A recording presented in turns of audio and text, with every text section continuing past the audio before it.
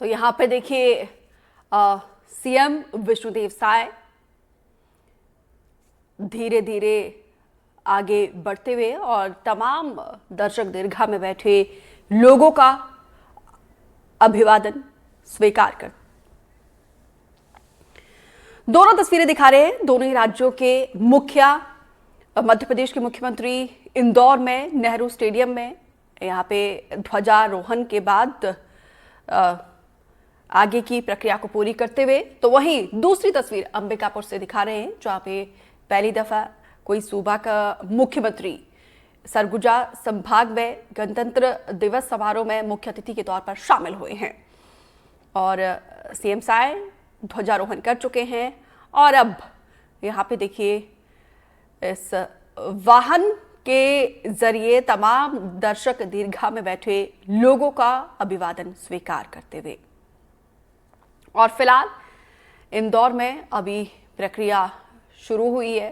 ध्वजारोहण के बाद यहाँ पे परेड की सलामी लेते हुए मुख्यमंत्री डॉक्टर मोहन यादव, इंदौर के प्रभारी भी हैं, प्रदेश की आर्थिक राजधानी इंदौर, यहाँ पे कार्यक्रम का आयोजन किया गया है। गणतंत्र दिवस 76वां गणतंत्र दिवस बड़े ही शान गर्व के साथ मना रहे हैं।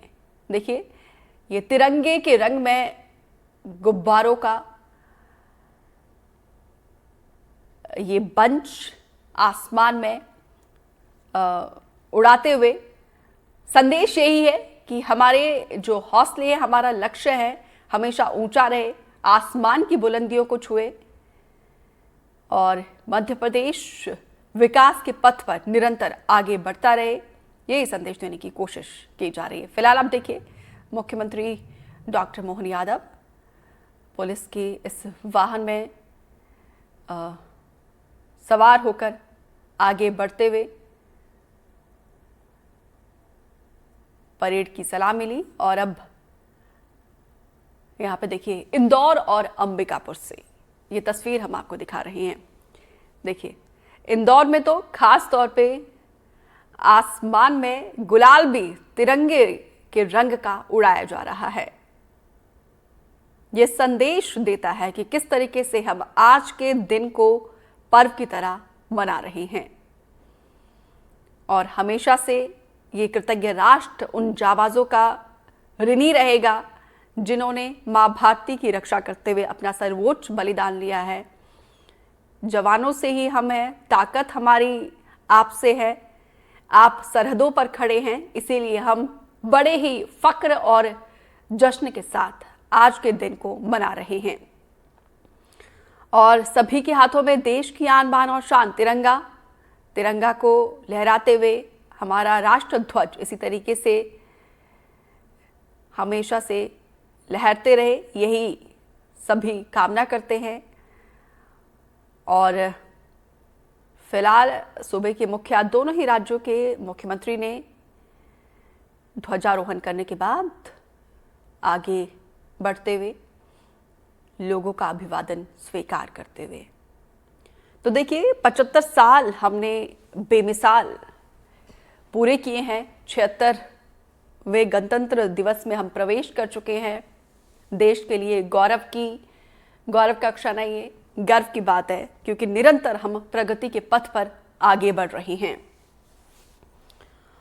और लक्ष्य हमारा और अड़िग है कि कैसे दोनों ही प्रदेशों के मध्य प्रदेश और छत्तीसगढ़, क्योंकि मध्य प्रदेश देश का दिल है और मध्य प्रदेश जिस तरीके से देश के विकास में अपनी भागीदारी सुनिश्चित कर रहा है, तो वैसे ही छत्तीसगढ़ अपनी अनूठी संस्कृति के साथ लगातार विकास के पथ पर आगे बढ़ रहा है। तो देखिए जिस तरीके से इस बार देश में गणतंत्र दिवस का थीम है विकास और विरासत, इसका बेजोड़ कॉम्बिनेशन मध्य प्रदेश और छत्तीसगढ़ से देखने को मिल सकता है। कैसे मध्य प्रदेश लगातार विकास के पथ पर निरंतर आगे बढ़ रहा है और इसकी चमक और धमक पूरे देश के साथ साथ दुनिया में देख रहे हैं, तो वैसे ही छत्तीसगढ़ अपनी विरासत, संस्कृति और गौरवशाली इतिहास के साथ आगे बढ़ रहा है। हम देखते हैं छत्तीसगढ़िया संस्कृति और जिस तरीके से छत्तीसगढ़ी अपनी ज़मीन से जुड़े रहते हैं, उसी तरीके से लगातार आगे बढ़ रहा है हमारा छत्तीसगढ़ और एक के बाद एक नए कीर्तिमान दोनों ही प्रदेश अपने हिस्से में गढ़ रहा है। और मध्य प्रदेश तो एक तरीके से खासतौर पर बीजेपी की बात की जाए तो ये प्रयोगशाला रही है और जो भी प्रयोग मध्य प्रदेश में किया जाता है वो पूरी तरीके से सफल रहता है और एक के बाद एक नए कीर्तिमान मध्य प्रदेश सरकार, शासन प्रशासन और यहाँ के लोगों के द्वारा, खासतौर पर अगर हम इंदौर की बात की जाए तो इंदौर अपने खान पान, अपनी स्वच्छता के लिए अनेक मेडल जो है अपने नाम कर चुका है। इंदौर 6 बार देश का सबसे स्वच्छ शहरों में शुमार। इंदौर प्रदेश की आर्थिक राजधानी है जो कि देश में अपनी आर्थिक व्यवस्था को और ज़्यादा मजबूत करने के लिए जिस तरीके से मध्य प्रदेश अपनी भागीदारी सुनिश्चित कर रहा है, इसी के पथ पर मध्य प्रदेश आगे बढ़ रहा है। तो वहीं छत्तीसगढ़ अपनी संस्कृति को आगे लेकर बढ़ रहा है, अपनी समृद्ध विरासत को लेकर आगे बढ़ रहा है। जो नक्सलियों का दंश जिस तरीके से छत्तीसगढ़ झेलता रहा है उसका भी अब खात्मा कर रहा है, नेस्तनाबूद कर रहा है, नष्ट कर रहा है, क्योंकि जो टारगेट लिया गया है मार्च 2026 तक का, उसी तरीके से काउंटडाउन अब शुरू हो चुका है। तो देखिए हमारे सुरक्षा बलों के, हमारे पुलिस जवानों की ताकत को आप देखिए, कैसे हर एक साजिश को नेस्तनाबूद करने का, नष्ट करने का मादा रखते हैं। तो ये संदेश दुनिया के लिए, हमारे दुश्मन देशों के लिए संदेश कर्तव्य पथ से जाएगा 10:30 बजे जब ये परेड शुरू होगी। लेकिन दोनों ही प्रदेशों में जो यहाँ पे हमारे पुलिस के जवान के द्वारा यहाँ पे परेड की जा रही है, एनएसएस और तमाम दूसरी टुकड़ी, वो ये संदेश दे रहे हैं जो राज्य में कोई भी अगर सुरक्षा तंत्र को चोट पहुंचाने की कोशिश करेगा तो हम उसको माकूल जवाब देंगे। तो देखिए किस तरीके से आंतरिक और बाहरी ताकतों से लड़ने का पूरी तरीके से सामर्थ्य हमारे सुरक्षा बल के जवान, और बस एक ही लक्ष्य है, हमारा ध्वज, हमारे देश का आन बान और शान तिरंगा इसी तरीके से लहराता रहे और मां भारती के लिए कोई 1 इंच भी ना खिसके, इसके लिए हमारे सुरक्षा बलों के जवान पूरी तरीके से प्रतिबद्ध है। और देखिए सेंटर ऑफ अट्रैक्शन, आकर्षण का केंद्र तब और बढ़ जाता है जिस तरीके से महिलाओं की भागीदारी एक के बाद एक बढ़ती जा रही है। चाहे वो डीआरजी की बात हो जाए, कोबरा, दूसरे बटालियंस की बात की जाए, तो तमाम बटालियंस में अब महिलाओं की भागीदारी भी बढ़ती जा रही है। हर एक क्षेत्र में महिलाओं का जलवा और डंका देखने को मिल रहा है, जो कि गर्व की बात है। भारत के 76वें गणतंत्र दिवस के मंगल अवसर पर आप सबको हार्दिक बधाई एवं शुभकामनाएं। आज राष्ट्र के जन गण मन में देशभक्ति और देश के लिए गर्व का भाव सशक्त हो रहा है। यशस्वी प्रधानमंत्री श्रीमान नरेंद्र मोदी जी के नेतृत्व गुण के फलस्वरूप यह संभव हुआ है। आज संपूर्ण विश्व में भारत की गरिमा और साख बढ़ रही है। गणतंत्र दिवस की वर्षगांठ पर राष्ट्र की स्वतंत्रता के लिए शहीद राष्ट्रभक्तों और ज्ञात अज्ञात सेनानियों के चरणों में विनम्र श्रद्धांजलि। आज संविधान निर्माताओं के प्रति भी कृतज्ञता ज्ञापित करने का दिन है। संविधान सभा में मध्य प्रदेश के महू नगर में जन्मे बाबा साहब डॉक्टर भीमराव अंबेडकर जी की प्रारूप समिति के अध्यक्ष के नाते अविस्मरणीय भूमिका रही है। हमारा संविधान गौरव और स्वाभिमान के साथ हमें अपने अधिकारों और कर्तव्यों का बोध भी कराता है। संविधान दिवस के माध्यम से हमारा राष्ट्र संविधान की महिमा को एक उत्सव के रूप में मनाता है। गणतंत्र दिवस की वर्षगांठ पर यह बताते हुए प्रसन्नता है कि एक वर्ष में प्रदेश के चहुमुखी विकास के साथ प्रदेश की जनता के हित में जन सहयोग से जो कार्य हुए हैं उनसे मध्य प्रदेश विकसित राज्य के रूप में पहचान बना रहा है। यशस्वी प्रधानमंत्री श्रीमान नरेंद्र मोदी जी की मंशा अनुसार विकसित भारत के लिए विकसित मध्य प्रदेश की हमारी यात्रा निरंतर चल रही है। प्रधानमंत्री श्रीमान नरेंद्र मोदी जी की मौजूदगी में 17 दिसंबर 2024 को जयपुर में इस परियोजना का त्रिपक्षीय अनुबंध हुआ है। परियोजना के माध्यम से कुल 6,73,000 हेक्टेयर क्षेत्र सिंचित होगा। प्रदेश की भीतर भी नदी जोड़ो अभियान को क्रियान्वित करने की दिशा में उल्लेखनीय काम प्रारंभ हुए हैं।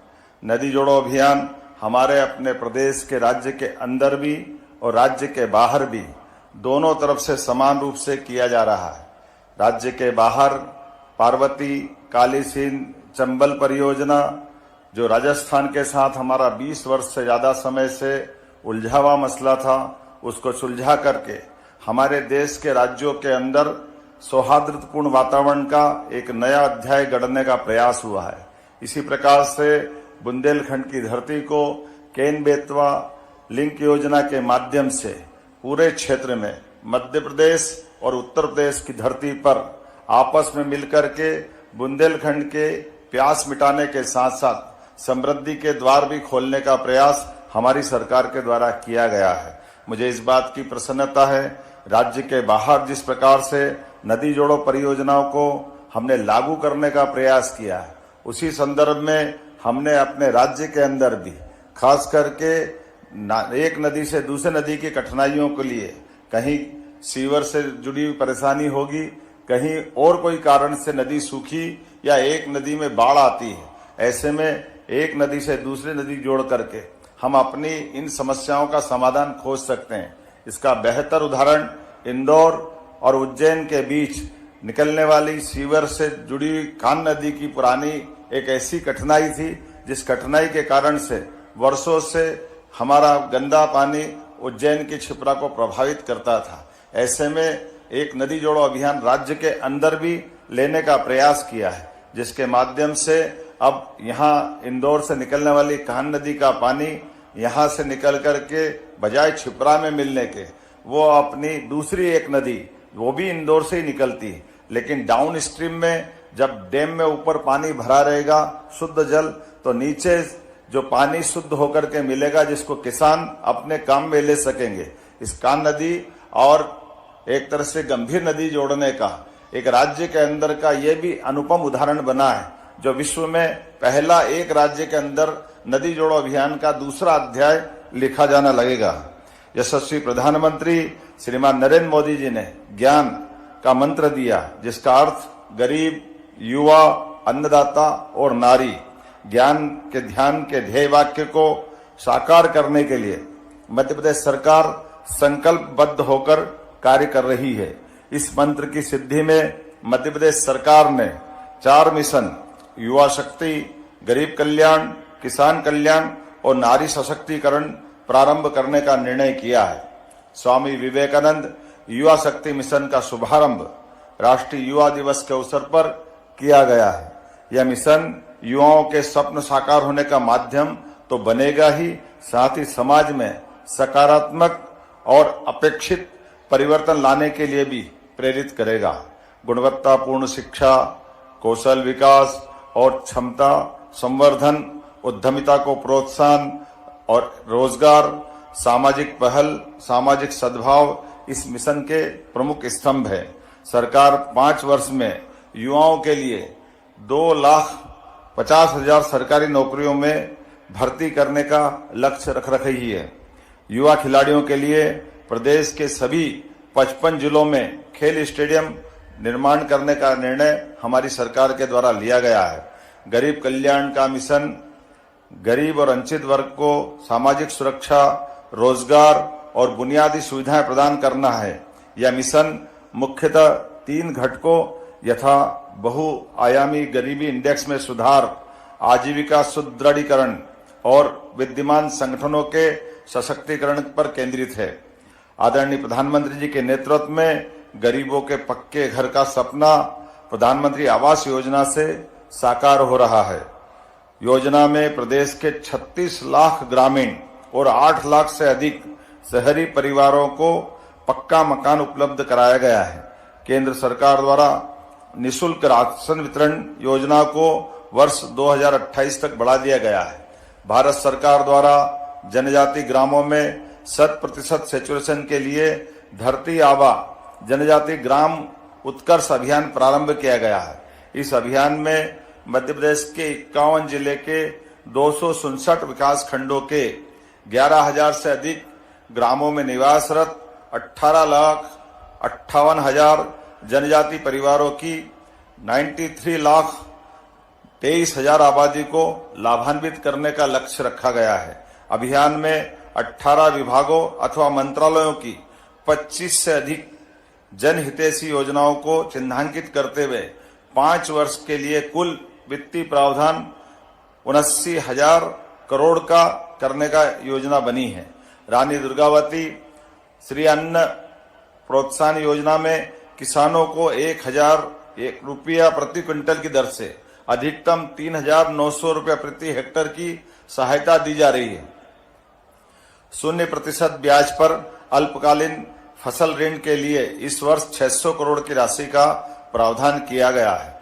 विगत वर्ष में किसानों को समर्थन मूल्य पर उपार्जित गेहूं पर प्रति क्विंटल 125 रुपये का बोनस प्रदान किया गया है।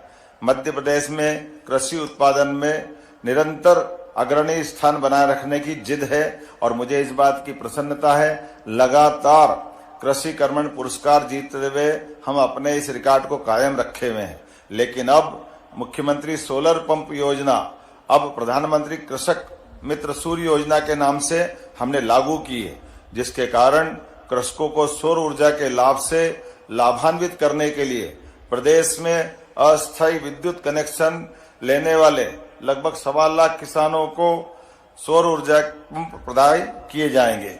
किसानों को अधिक दाम प्रदान करने वाली फसलों को लेने के लिए भी प्रोत्साहित किया जाएगा तथा फसल विविधीकरण को बढ़ावा दिया जाएगा। प्रदेश के सिंचित रकबे को अगले 5 वर्ष में 50 लाख हेक्टेयर से बढ़ाकर 1,00,100 लाख हेक्टेयर करने का लक्ष्य रखा है। दुग्ध उत्पादन बढ़ाने के लिए मध्य प्रदेश सरकार और राष्ट्रीय डेयरी डेवलपमेंट बोर्ड के माध्यम से MOU हुआ है। वर्तमान में प्रदेश के लगभग 6,000 गांवों में प्राथमिक दुग्ध समितियां हैं। प्रदेश के समस्त गांवों के लिए दुग्ध समितियों को गठन करने का लक्ष्य हमारी सरकार ने रखा है।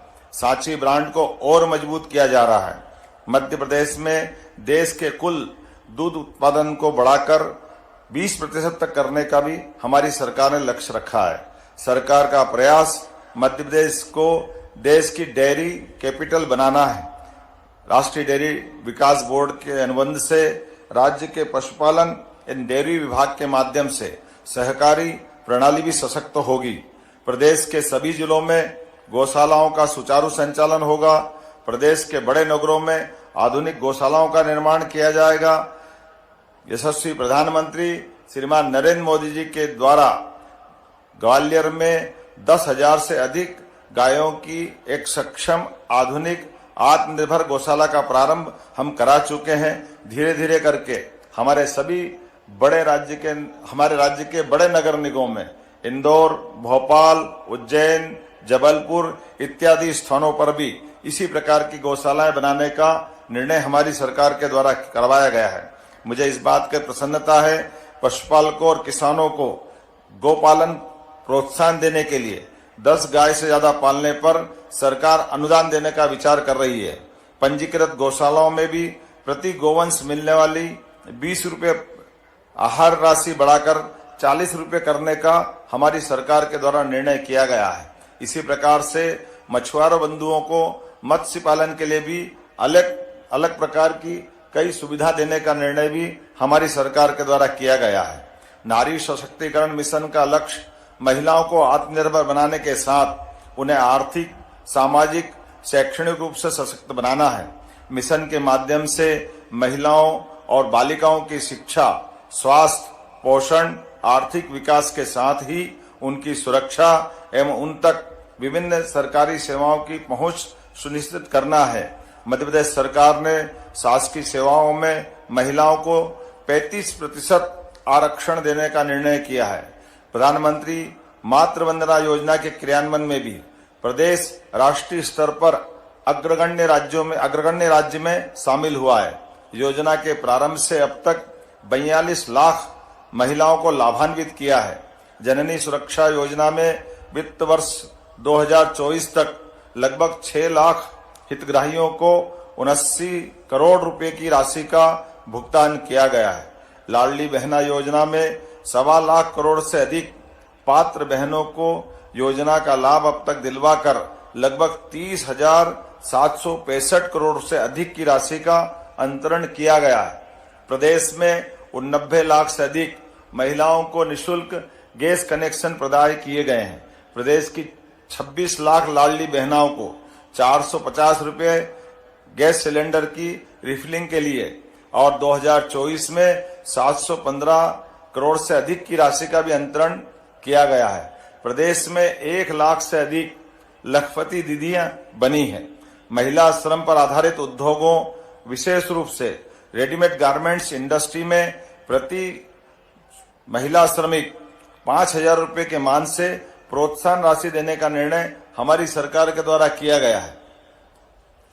प्रदेश सरकार महिला स्व सहायता समूह को जन आंदोलन बनाने के लिए प्रतिबद्ध है। वर्तमान में 25 लाख महिलाएं स्व सहायता समूह से जुड़ी है। यह संख्या 4 वर्ष में 50 लाख तक बढ़ाई जाएगी। प्रदेश के 313 विकास खंडों में वृंदावन ग्राम योजना में एक ग्राम वृंदावन के रूप में विकसित किया जाएगा। प्रदेश में ग्रामीण जिलों में जल गंगा संवर्धन अभियान को अच्छी सफलता मिली है। इस अभियान को प्रत्येक वर्ष आयोजित करने का निर्णय हमारी सरकार के द्वारा किया गया है। वर्ष 2025 को उद्योग और रोजगार वर्ष घोषित किया गया है। अब तक उज्जैन, जबलपुर, ग्वालियर, सागर, रीवा, नर्मदापुरम और शहडोल में संपन्न 7 रीजनल इंडस्ट्री कॉन्क्लेव में निवेश के कई महत्वपूर्ण प्रस्ताव प्राप्त हुए हैं।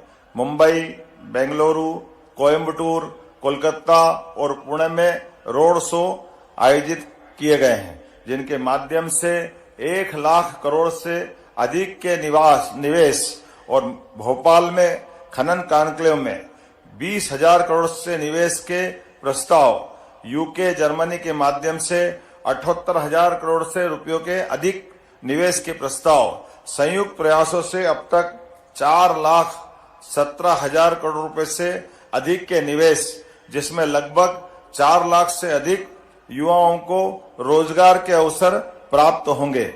मध्य प्रदेश में उद्योग के विभिन्न निवेश के अभियान चलाए जा रहे हैं, जिसके माध्यम से मध्य प्रदेश ने देश के अंदर अब निवेश करने के लिए एक तरह से सबसे आकर्षक राज्य का अपना दर्जा पाया है। भोपाल में आगामी 24-25 फरवरी को होने वाली ग्लोबल इन्वेस्टर समिट की तैयारियां प्रारंभ कर दी गई है। जैसा कि आपको जानकारी देते हुए मुझे प्रसन्नता है कि हमारे यशस्वी प्रधानमंत्री श्रीमान नरेंद्र मोदी जी स्वयं इस निवेश कार्यक्रम का शुभारंभ करने के लिए आने वाले हैं। मध्य प्रदेश में गत 1 वर्ष से औद्योगिक विकास और निवेश संवर्धन के निरंतर प्रयास हम चला रहे हैं, जिसके माध्यम से युवाओं को अपनी बौद्धिक क्षमता के साथ साथ स्किल डेवलपमेंट के माध्यम से बड़े पैमाने पर रोजगार के अवसर प्रदान किए जाएंगे। मध्य प्रदेश जन विश्वास बिल पास कर उक्त अधिनियम में 5 विभागों के 8 अधिनियमों के माध्यम से 64 उपबंधों का गैर अपराधीकरण किया गया है। सतत, टिकाऊ, तेज गति से विकास के लिए वर्तमान वित्त वर्ष में पिछली बार की तुलना में 16% से अधिक प्रदेश का बजट अर्थात 3,65,000 करोड़ रुपए का किया गया है, जिसको आगामी 5 वर्ष में 2 गुना करने का हमने लक्ष्य रखा है। प्रदेश में अब प्रति व्यक्ति आय भी बढ़कर के 1,42,000 से अधिक हो चुकी है। ई पंजीयन, ई स्टाम्पिंग के माध्यम से संपत्ति की रजिस्ट्रेशन करने का नया अभियान प्रारंभ किया है, जिसके माध्यम से 2024 में राजस्व महाअभियान के माध्यम से लगभग 30 लाख, द्वितीय चरण में लगभग 50 लाख राजस्व प्रकरणों का भी निराकरण किया गया है। यशस्वी प्रधानमंत्री श्रीमान नरेंद्र मोदी जी ने मध्य प्रदेश में स्वामित्व योजना में 88% कार्य पूरा होने की सराहना की है। हाल ही में प्रधानमंत्री जी ने इस योजना में मध्य प्रदेश के 15,63,000 से अधिक हितग्राहियों को ई संपत्ति कार्ड वितरित किए हैं। मुझे इस बात की प्रसन्नता है कि आज आधुनिक और बेहतर शिक्षा के लिए हमने हर क्षेत्र में पीएम श्री एक्सीलेंस कॉलेज के आधार पर युवाओं को अपने सभी प्रकार की शिक्षा अपने जिले में मिले, ये अभियान हमने प्रारंभ किया है। मध्य प्रदेश में परंपरागत तकनीकी व्यावसायिक पाठ्यक्रम आधारित विश्वविद्यालयों का उनके कार्यक्षेत्र के अलावा भी कई और रोजगार परक कोर्स चालू करने के लिए भी प्रेरित किया जा रहा है। नागरिकों को स्वास्थ्य सेवा उपलब्ध कराने के लिए 17 शासकीय 13 निजी मेडिकल कॉलेज का संचालन प्रारंभ कर रहे हैं।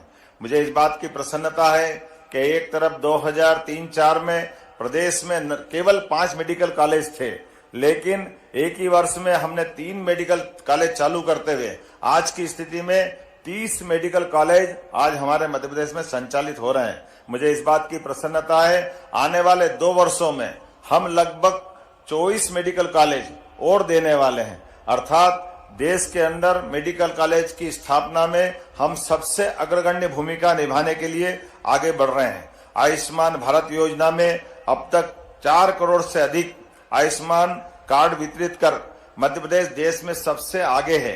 इसी प्रकार से 70 वर्ष से अधिक आयु के बुजुर्गों को भी आयुष्मान योजना का लाभ दिलाने में मध्य प्रदेश सबसे आगे है। मुझे इस बात की प्रसन्नता भी है कि मध्य प्रदेश देश में सबसे पहले एयर एम्बुलेंस चालू करने वाले राज्यों की श्रेणी में आज अपनी एक विशेष पहचान बना के खड़ा हुआ है।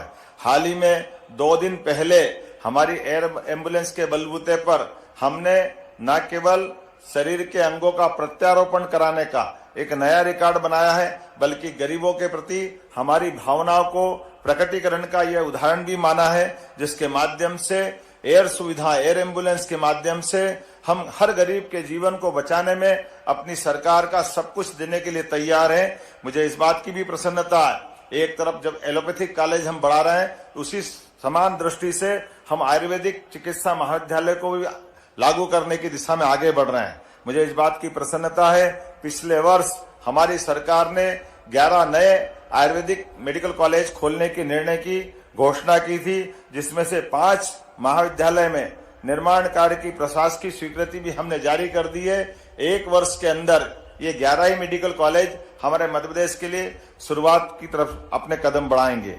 मुझे इस बात की भी प्रसन्नता है, जल जीवन मिशन में प्रदेश के ग्रामीण अंचलों में नल से जल की सभी सुविधाएं उपलब्ध कराने का लगातार प्रयास हमारा चल रहा है। प्रदेश के 17,000 से ज्यादा ग्रामों में सभी घरों में जल कनेक्शन दिए गए हैं। प्रदेश में लोक परिवहन, खास करके हमारा राज्य देश का एकमात्र राज्य था जिसका अपना राज्य परिवहन सरकारी व्यवस्था के अभाव में निजी व्यवस्थाओं के हाथों मजबूर था। मुझे इस बात की प्रसन्नता है, हमारी सरकार ने निर्णय किया है कि हम लोक परिवहन के प्रबंधन सरकार के माध्यम से कराते हुए सुदूर ग्रामीण से ग्रामीण, छोटे से छोटे स्थान तक भी इस परिवहन की व्यवस्था को सुचारू रूप से संचालित करते हुए आधुनिक व्यवस्थाओं के माध्यम से बड़े महानगरों को आधुनिक परिवहन की व्यवस्था के साथ साथ हम ग्रामीण लोक परिवहन के साधनों का भी उपयोग कराने जा रहे हैं। साथ ही साथ मेट्रो ट्रेन का मामला हो या इंदौर मनमाड़ रेलवे लाइन का मामला हो, भारत सरकार ने भी अद्वितीय रूप से मध्य प्रदेश का ध्यान रखते हुए हमारे लिए विकास के नए दरवाजे खोलने का काम किया है। भारत सरकार ने प्रदेश में राष्ट्रीय राजमार्ग परियोजनाओं की दृष्टि से भी 3,500 करोड़ की राशि स्वीकृत की है। इंदौर अकेले में 350 करोड़ की लागत से एलिवेटेड और कई सारे काम भारत सरकार के माध्यम से मंजूर हुए हैं। भोपाल कानपुर इकोनॉमिक कॉरिडोर 4 लेन में अपग्रेड करने की अनुमति मिली है। प्रदेश में विमानन सेवाओं के विस्तार की दृष्टि से भी मुझे इस बात की प्रसन्नता है मध्य प्रदेश वो राज्य है जो कम समय में भी काफी बड़े पैमाने पर हमारी विमानन सेवाओं का उपयोग राज्य की बेहतरी के विकास के लिए करने जा रहा है।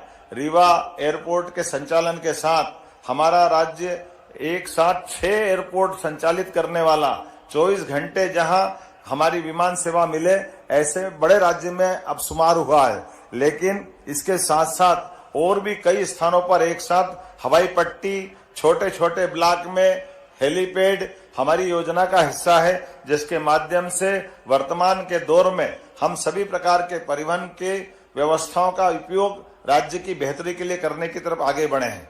उज्जैन, इंदौर, देवास, धार को मिलाकर एक तथा भोपाल, सीहोर, रायसेन, विदिशा और राजगढ़ को मिलाकर दूसरा महानगरीय क्षेत्र बनाने का भी हमने निर्णय किया है। प्रदेश के संतुलित नगरीय विकास के लिए पुनर्घनत्वीकरण और पुनर्विकास नीति का भी नया प्रारूप हमने तैयार किया है। प्रदेश में प्रतिदिन गैर कृषि उपभोक्ताओं को 24 घंटे और कृषि उपभोक्ताओं को 10 घंटे विद्युत प्रदाय किया जा रहा है। मुझे ये बताते भी अत्यंत खुशी है, अब किसानों को रात के समय अपनी सिंचाई के लिए बिजली लेने के बजाय हमारी सरकार प्रयास कर रही है वो अपने सिंचाई के साधन का उपयोग, बिजली का उपयोग अपने दिन में ही कर ले, ताकि रात की कठिनाई से बचा जा सके।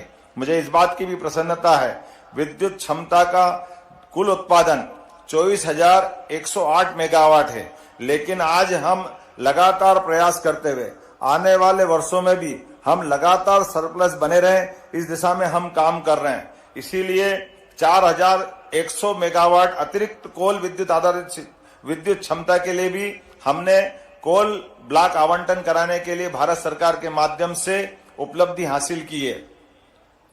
मुझे इस बात की भी प्रसन्नता है, वर्तमान में ग्रीन एनर्जी अर्थात नवकरणीय ऊर्जा की स्थापना क्षमता आज से 12 वर्ष पूर्व केवल 438 मेगावाट थी, जो दिसंबर 2024 तक 7,300 मेगावाट हो गई। ये लगभग 14 गुनी है। लेकिन हम प्रयास कर रहे हैं 2030 तक 7,000 को बढ़ा करके 20,000 मेगावाट नवकरणीय ऊर्जा उत्पादन को हम लक्षित कर रहे हैं। मुझे इस बात की भी प्रसन्नता है, 25 दिसंबर 2024 को देश की सबसे बड़ी ओंकारेश्वर फ्लोटिंग सौर ऊर्जा, ये विश्व की पहली फ्लोटिंग सौर ऊर्जा परियोजना है, जिसका हमने लोकार्पण माननीय प्रधानमंत्री जी के माध्यम से खजुराहो से कराया था। मिशन मोड में सभी शासकीय भवनों पर अपनी बिजली स्वयं उत्पादित करने के लिए सोलर रूफटॉप की स्थापना करने का भी हमने निर्णय किया है और इस दिशा में लगातार आगे बढ़ रहे हैं। मुझे एक बात की और प्रसन्नता है, एक तरफ हम अपने राज्य स्तर पर सभी हितैषी योजनाओं को लागू कर रहे हैं, दूसरा अभियान के रूप में भी जैसे 11 दिसंबर से लगा करके 25 दिसंबर तक हमने जन कल्याण पर्व मनाने का निर्णय किया है, जिसमें कई प्रकार की योजनाओं को लागू करने का प्रयास किया। एक तरफ हमने जन कल्याण पर्व मनाने का निर्णय किया, दूसरी तरफ जन कल्याण अभियान के माध्यम से हमने 26 जनवरी तक लगभग 40 दिन तक अपने हितग्राहियों को उनके घर घर जाकर के उनको अपनी पात्रता अनुसार उनकी योजनाओं का लाभ दिलाने का प्रयास किया, जिसके माध्यम से 45 हितग्राही मूलक योजनाओं के माध्यम से सेवा शिविर लगा करके 32 लाख से ज्यादा नागरिकों को हित लाभ आवेदन पत्रों के आधार पर हमने देने का प्रयास किया है। प्रदेश में 1,450 किलोमीटर लंबे श्री राम वन गमन पथ निर्माण का भी निर्णय हमने किया है। वहीं भगवान श्री कृष्ण की लीलाओं से जुड़े विभिन्न तीर्थ स्थलों पर भी हमने उनके सभी स्थानों को श्री कृष्ण पाथेय से जोड़ करके श्री कृष्ण पाथेय का गठन करने का निर्णय किया है। मुझे इस बात की प्रसन्नता है, भगवान राम और कृष्ण के आधार पर इस धरती ने अतीत के गौरवशाली पृष्ठ को जिया है। उस स्वर्णिम अध्याय को हम पुनः समाज के सामने लाने का निर्णय कर रहे हैं। जब एक तरफ हम उनके उस जीवन के चित्र को लाने का प्रयास करेंगे, दूसरी तरफ प्रत्येक नगरीय निकाय में गीता भवन बनाने का निर्णय भी हमारी सरकार के द्वारा लिया गया है। लोक माता अहिल्या देवी की 300वीं जयंती के अवसर पर उनके सम्मान में महेश्वर में मंत्री परिषद की बैठक करने की पहल भी हमारे द्वारा की गई है। सिंहस्थ 2028 को वैश्विक आयोजन बनाया जाएगा। शिप्रा का जल निर्मल और प्रवाहमान बने रहे, इसीलिए भी हम इस पे काम कर रहे हैं। मध्य प्रदेश के पर्यटन को नित नए आयाम मिल रहे हैं। इंदौर, ग्वालियर, जबलपुर, भोपाल, रीवा, सिंगरौली ऐसे कई स्थानों पर राज्य के अंदर भी हमने पीएम श्री पर्यटन वायु सेवा भी प्रारंभ की है। प्रदेश में टाइगर रिजर्व की संख्या भी लगातार हम बढ़ाने का प्रयास कर रहे हैं। मध्य प्रदेश टाइगर और लेपर्ड स्टेट के नाते साथ अब चीता स्टेट भी बन गया है। भोपाल का रातापानी प्रदेश का 8वां टाइगर रिजर्व बना है। मुझे इस बात की भी प्रसन्नता है, एक तरफ हम जनहितैषी योजनाओं को लागू कर रहे हैं, उसी प्रकार प्रशासनिक दक्षता की दृष्टि से भी हम जिला, विकास खंड, तहसीलों और अनुविभागों के पुनर्गठन के उद्देश्य से प्रशासनिक पुनर्गठन आयोग का गठन भी करते हुए इस दिशा में काम कर रहे हैं। नागरिकों को मद्य निषेध के लिए जागरूक किया जा रहा है। यह कार्य समाज और सरकार दोनों के स्तर होने पर ही सफलता मिल सकती है। राज्य सरकार ने इस क्रम में प्रदेश के धार्मिक नगरों में शराबबंदी का निर्णय किया है। मुझे इस बात की प्रसन्नता है, इस संबंध में साधु संत, सामाजिक संगठन सभी लोगों के दिए गए सुझाव पर हमने ये कदम उठाया है। मां नर्मदा के तट के दोनों किनारों पर शराबबंदी पूर्ववत लागू रहेगी। इस ऑफिस सिस्टम प्रशासनिक प्रबंधन को पेपरलेस बनाने की दिशा में भी हमने महत्वपूर्ण कदम उठाए हैं। कानून व्यवस्था की मजबूत स्थिति के लिए राज्य सरकार सजग और सक्रिय है। डिजिटल अरेस्ट जैसे नए अपराधों को रोकने के लिए जन जागृति अभियान भी चलाया जा रहा है। साइबर डेस्क के माध्यम से साइबर अपराधों के विरुद्ध कदम उठाए जा रहे हैं। राज्य को वर्ष 2026 तक नक्सल मुक्त बनाने की रणनीति पर भी कार्य किया जा रहा है। औपनिवेशिक मानसिकता के स्थान पर लोकतांत्रिक व्यवस्थाओं के सुदृढ़ीकरण और जनता को राहत देने के लिए लागू किए गए 3 नए आपराधिक कानूनों के भी प्रभावी क्रियान्वयन में मध्य प्रदेश अग्रणी है। मुझे इस बात की प्रसन्नता भी है, हमारी सरकार ने तय किया है आने वाले 1 से 1.5 साल के अंदर हम अपने किसी भी जेल से किसी भी बंदी को कोर्ट में हाजिर करने के लिए लगने वाले समय में और पुलिस बल में, बाकी व्यवस्था में न केवल बदलाव लाते हुए सारे अपराधियों के समूचे प्रकरण के कोर्ट में चलने वाले मुकदमे की कार्रवाई न केवल जेल से ही प्रारंभ कराएंगे, बल्कि इससे जुड़े हुए बाकी पक्ष भी, जैसे चिकित्सक और बाकी लोग भी हॉस्पिटल से ही अपने डिजिटल वर्चुअल रूप से अपनी गवाही देकर के हॉस्पिटल में डॉक्टर रहेगा, बंदी जेल में रहेगा, न्यायालय अपने स्थान से चलता रहेगा। आधुनिक तकनीक के बलबूते पर हमने प्रदेश के अंदर इस व्यवस्था को लागू करने का निर्णय हमारे द्वारा किया गया है। इसी सिलसिले में पिछले दिनों मध्य प्रदेश ने पहली बार इस संबंध की व्यवस्था लागू करने का निर्णय किया और मुझे इस बात की प्रसन्नता है, देश के अंदर पहली बार इस संबंध की व्यवस्था लागू करने वाला दर्जा भी मध्य प्रदेश ने पाया है। नए कानूनों की, खास करके उनमें जनता की भागीदारी, अधिकारों को देने का हमारा उपक्रम, ये लगातार हम जनता के बीच मध्य प्रदेश के नए कानूनों को लागू करने के लिए 100% क्रियान्वयन करने के लिए प्रतिबद्ध हैं। जन कल्याण हमारे लिए सर्वोपरि है। गरीब, युवा, अन्नदाता, नारी के कल्याण के प्राथमिकता के अनुसार निरंतर विकास का ये यज्ञ जारी रहेगा। गत 1 वर्ष में प्रदेश की प्रगति के लिए जो निर्णय लिए गए वो आपके सबके सामने है। प्रदेश के नागरिकों का व्यापक जन समर्थन भी हमको मिला है। निश्चित यह संतोष का विषय हो सकता है, लेकिन लक्ष्य तो यही है, मध्य प्रदेश विभिन्न क्षेत्रों में अलग अलग मामलों में अग्रगण्य रहे, प्रदेश में विकास से निर्णायक परिवर्तन हो। हम कह सकते हैं यह गण और तंत्र की परिणामकारी उत्तरदायी संस्कृति का जीवंत चित्र है। मुझे इस बात की प्रसन्नता है, मध्य प्रदेश सच्चे अर्थों में विकास और समानता की दिशा में आगे बढ़ते हुए चित्रों के रंगों के निरंतर चटक और रेखाओं को अमिट बनाए रखने की दिशा में लगातार काम करता रहेगा। मध्य प्रदेश के सभी नागरिकों को एक बार पुनः गणतंत्र दिवस की हार्दिक शुभकामना देते हुए मेरी अपनी बात को विराम देता हूं। जय हिंद। बहुत बहुत धन्यवाद माननीय।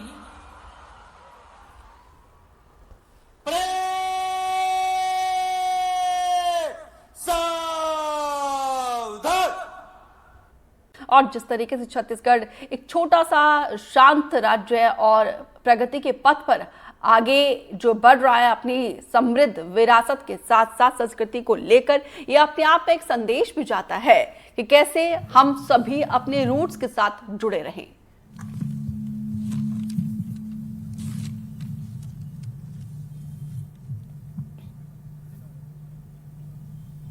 हम आह्लादित हैं और आज 76वां गणतंत्र दिवस संपूर्ण भारत मना रहा है। परेड इन कमान अपनी परेड टुकड़ियों के समक्ष आगामी अभियान प्रयाण के लिए तैयार।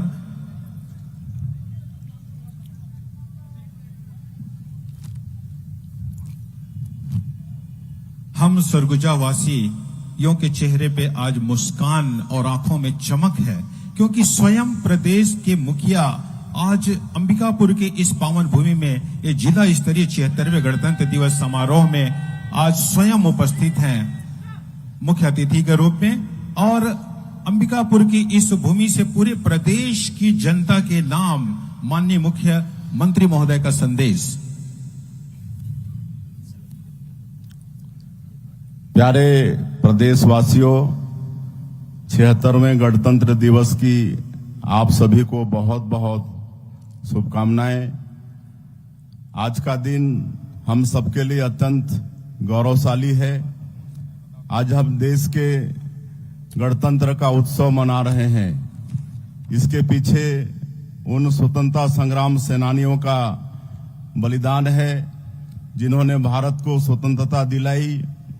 उन संविधान निर्माताओं का योगदान है जिन्होंने इस संविधान के माध्यम से भारत को दुनिया का सबसे बड़ा लोकतंत्र बनाया।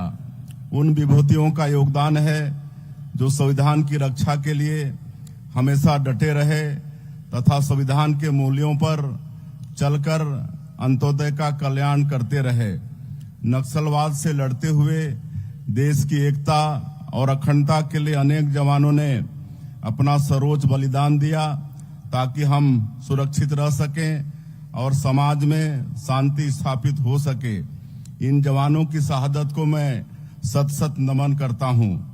भारत की आजादी की यात्रा के साथ ही दुनिया के अनेक देशों ने भी अपनी स्वतंत्रता की यात्रा प्रारंभ की, लेकिन इनमें से कई देशों में शासन व्यवस्था पटरी से उतर गई और वहां की जनता आज अराजकता का सामना करने मजबूर है। गणतांत्रिक परंपराओं की अपनी ऐतिहासिक जड़ों और अपने श्रेष्ठ संविधान के बूते लोकतांत्रिक राष्ट्र के रूप में भारत अविचल खड़ा ही नहीं है, अपितु निरंतर तरक्की के नए शिखरों को छू रहा है। भारत का संविधान एक पवित्र दस्तावेज है। यह वसुधैव कुटुंबकम की भावना से प्रेरित है। इसे एक ऐसे राष्ट्र के नागरिकों ने तैयार किया है जिनकी भावनाओं के मूल में विश्व बंधुत्व और मानव कल्याण की सोच है। हमारी आजादी की लड़ाई की सोच हमारे संविधान में पूरी तरह से झलकती है। बाबा साहेब डॉक्टर भीमराव अंबेडकर के नेतृत्व में जब हमारे छत्तीसगढ़ से संविधान निर्मात्री समिति के सदस्य संविधान तैयार कर रहे थे, तब निश्चय ही उनके सामने बाबा गुरु घासीदास जी के समता मूलक संदेश, शहीद वी नारायण सिंह जी के संघर्ष की गाथा और पंडित सुंदरलाल शर्मा जी का छुआछूत विरोधी संघर्ष जैसे आदर्श रहे होंगे।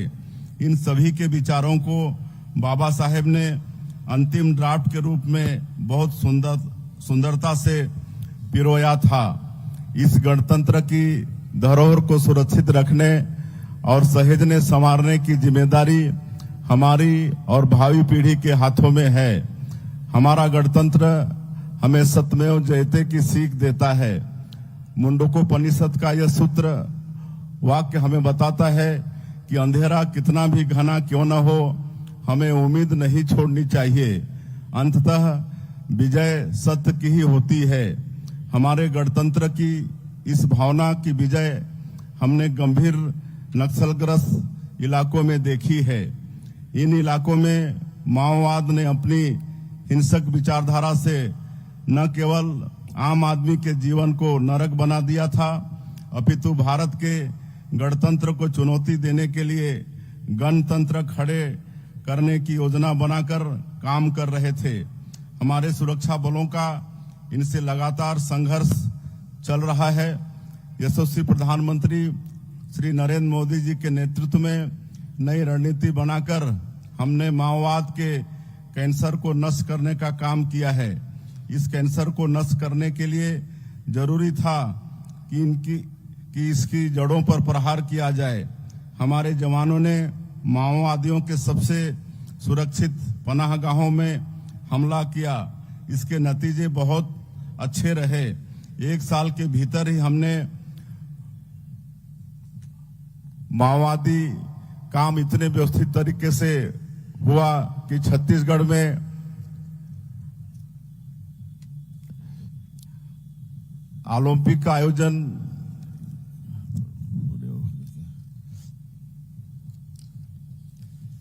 माओवादियों के डर के 260 से अधिक आतंकवादियों को मार गिराया।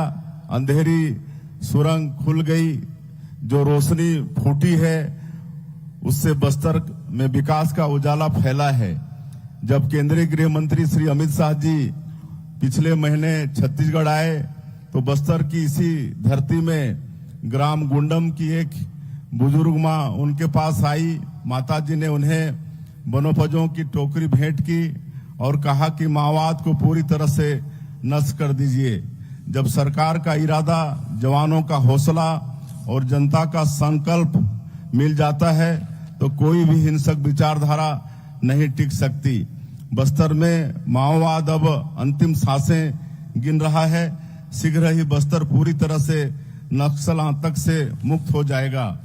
आतंक से मुक्ति के साथ ही बस्तर में नक्सल प्रभावित रहे क्षेत्रों में विकास की राह खुल गई है। इसका माध्यम हमारी सरकार द्वारा चलाई जा रही नियत नेलानार योजना बनी है। अरसे बाद स्कूलों में घंटियां गूंजी, पानी बिजली का पुख्ता इंतजाम सुनिश्चित हुआ, आधार कार्ड बने और आयुष्मान कार्ड भी बन गए। बस्तर अब उमंग से भरा हुआ है। हमने यहाँ बस्तर ओलंपिक का आयोजन किया। पूरे बस्तर से 1,65,000 लोगों ने हिस्सा लिया।